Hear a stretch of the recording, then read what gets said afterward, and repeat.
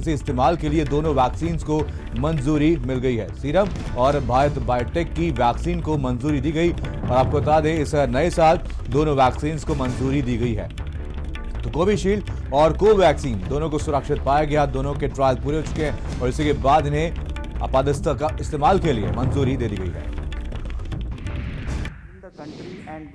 में भी सेफ्टी का कंसर्न होगा, थोड़ा भी कंसर्न होगा तो हम उसको कभी अप्रूव नहीं करेंगे। कुल मिला के ये सेफ है ऑफ कोर्स 110% साइड इफेक्ट नहीं है। 100 साइड इफेक्ट थोड़े बहुत तो होते हैं, पर वो जो जैसे छोटी मोटी साइड पे पेन होना, थोड़ा सा फीवर होना, थोड़ी सी एलर्जी होना, ये तो हर वैक्सीन में होता है। लेकिन सब लोग ये कह रहे हैं कि इम्पोर्टेंट हो जाएंगे, ये भी सही है क्या? ये तो बहुत ही बकवास है।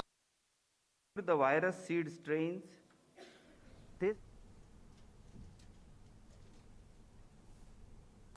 तो आपको बता दें दोनों ही वैक्सीन को मंजूरी दे दी गई है, दोनों को आपात इस्तेमाल के लिए मंजूरी दी गई। कोवैक्सीन और कोविशील्ड को यह मंजूरी दी गई। इसी बीच एक बड़ी खबर, प्रधानमंत्री नरेंद्र मोदी ने एक ट्वीट भी किया है। आपको बता दें कि यहां पर इस वैक्सीन को मंजूरी दे दी गई। डीसीजीआई ने दोनों वैक्सीन को मंजूरी दे दी गई है, कोविशील्ड और कोवैक्सीन को मंजूरी दी गई है। तो आपको बता दें कोविशील्ड को 1 जनवरी को मंजूरी दे दी गई थी और कोवैक्सीन को अब मंजूरी दी गई है। रवि हमारे साथ, हमारे संवाददाता इसी और पर जानकारी के साथ जुड़ गए। रवि, यहाँ पर भारत के लिए एक बड़ी खबर, जहां पर पहले कोविशील्ड को मंजूरी दी गई थी और अब कोवैक्सीन को भी मंजूरी दे दी गई है। सबकी नजरें इस बात पर टिकी हुई हैं कि कब भारत में वैक्सीनेशन शुरू होगा। बिल्कुल मनीष, देखिए भारत में वैक्सीनेशन की जहां तक बात है, अगले 2 हफ्तों में वैक्सीनेशन की जो प्रक्रिया है वो शुरू हो जाएगी। बड़ा एक बवाल और राजनीतिक स्टैंड भी कहीं ना कहीं खड़ा किया गया था इस वैक्सीन को लेकर। कुछ धर्म के जो नेता हैं, जो धर्म के नेता हैं, वो लोग कहीं ना कहीं सवाल खड़े कर रहे थे। उसके बाद राजनेताओं ने भी सवाल खड़ा करना शुरू कर दिया है कि भाई इसमें क्या है, नहीं है। तो आज कहीं ना कहीं डीसीजीआई ने पूरी तरह से आश्वस्त किया है भारत की जनता को, सरकार को भी और सभी को कि ऐसी जो सारी बातें निकल कर आए वो कहीं ना कहीं भ्रामक है और भ्रम फैलाने वाली है। तो अगले 2 हफ्ते मनीष देखिए ये प्रक्रिया जो है पूरी हो जाएगी और वैक्सीनेशन की जो है कहीं ना कहीं शुरुआत हो जाएगी। सबकी 1 वर्ष से कहीं ना कहीं नजरें टिकी हुई थी अपने वैक्सीन को लेकर, भारत वैक्सीनेशन को लेकर कि कब से ये प्रक्रिया शुरू होगी। लोगों के अंदर एक डर का माहौल बना हुआ था, क्योंकि जिस तरह से कोरोना महामारी लगातार पूरे देश भर में फैला, कहीं ना कहीं लोगों की बहुत लोगों की जान गई, बहुत लोग इसके वजह से परेशान हुए, उद्योग धंधे बंद हुए, देश में लॉकडाउन लगा और उसके बाद अब वैक्सीन की प्रक्रिया। तो एक अच्छी खबर है और एक बड़ी खबर भी है भारत के लिए। प्रधानमंत्री नरेंद्र मोदी ने खुद शुक्रिया अदा किया डॉक्टर्स का, साइंटिस्ट का और तमाम लोगों का जो इस वैक्सीनेशन प्रक्रिया में लगे हुए थे, जुटे हुए थे और वैक्सीनेशन कहीं ना कहीं वैक्सीनेशन बनाने की प्रक्रिया में जुटे हुए थे, उन सभी का प्रधानमंत्री नरेंद्र मोदी ने धन्यवाद दिया। अब जरूरत है कि वो तमाम राजनेता जो लगातार बयानबाजी दे रहे थे को लेकर और कहीं ना कहीं भ्रम फैलाने की कोशिश कर रहे थे, वो अब भ्रम ना फैलाएं, क्योंकि अगर कोई बड़ा नेता कोई बयान देता है तो लोगों के बीच में बातें जाती है, जो उनके मानने वाले होते हैं, जो उनके फॉलोअर्स होते हैं, वो उनकी बातों को गंभीरता से लेते हैं, फॉलो कर लेते हैं। तो ऐसे में एक भ्रम की स्थिति बन जाती है। तो डीसीजीआई ने बिल्कुल साफ किया है कि भ्रमित होने की आवश्यकता नहीं है और जो इस तरह की बातें की जा रही है वो बिल्कुल बेबुनियाद है, बिल्कुल गलत है, बातें नहीं होनी चाहिए। और प्रधानमंत्री नरेंद्र मोदी ने धन्यवाद करते हुए कहीं ना कहीं इशारों ने इन सभी भ्रामक बातों का जवाब दिया है। तो वैक्सीनेशन की प्रक्रिया मरीज शुरू हो जाएगी अगले 2 हफ्ते में, लोगों का टीकाकरण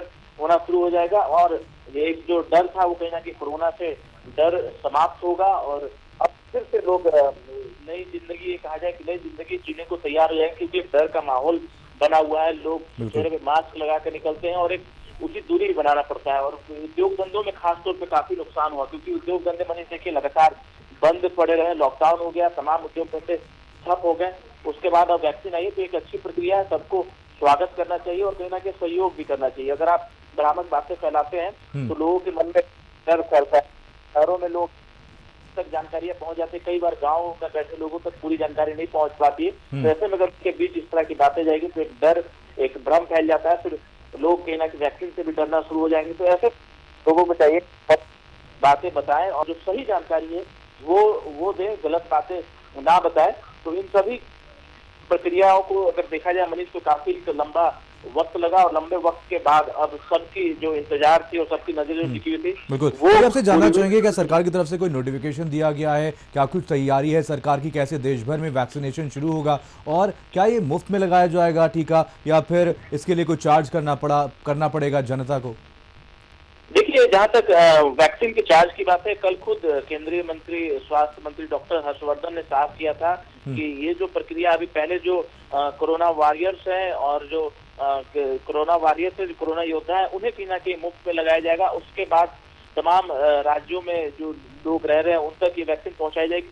और जहां तक शुल्क और निःशुल्क की बात है, ये चीजें अभी थोड़ा सा वक्त और ज्यादा लगेगा डिसाइड करने में। सरकार तय करेगी कितना शुल्क लगेगा या फिर बिल्कुल। निःशुल्क रवि, आप बने रहिए, होगा। आपसे अपडेट लेते रहेंगे।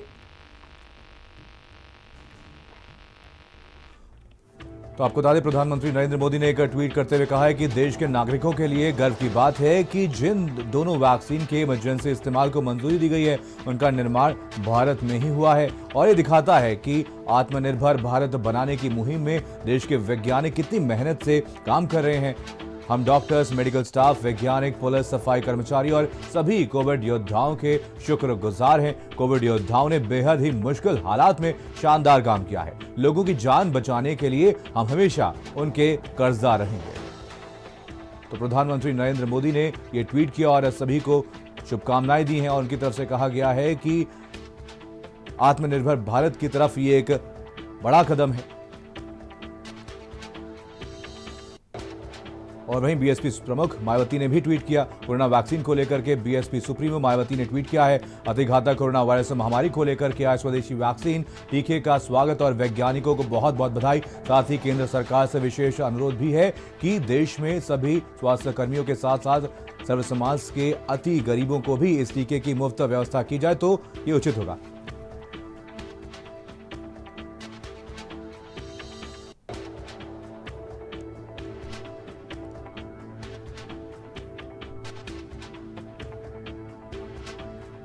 चलिए, इसी खबर पर ज्यादा जानकारी के साथ डॉक्टर डीके गुप्ता जी हमारे साथ जुड़ गए हैं। डॉक्टर, आपका स्वागत है भारत समाचार में। डॉक्टर साहब, यहाँ पर एक बहुत बड़ा ऐलान आज किया गया। 1 तारीख को कोविशील्ड को मंजूरी दे दी गई थी और आज कोवैक्सीन को भी मंजूरी दे दी गई है।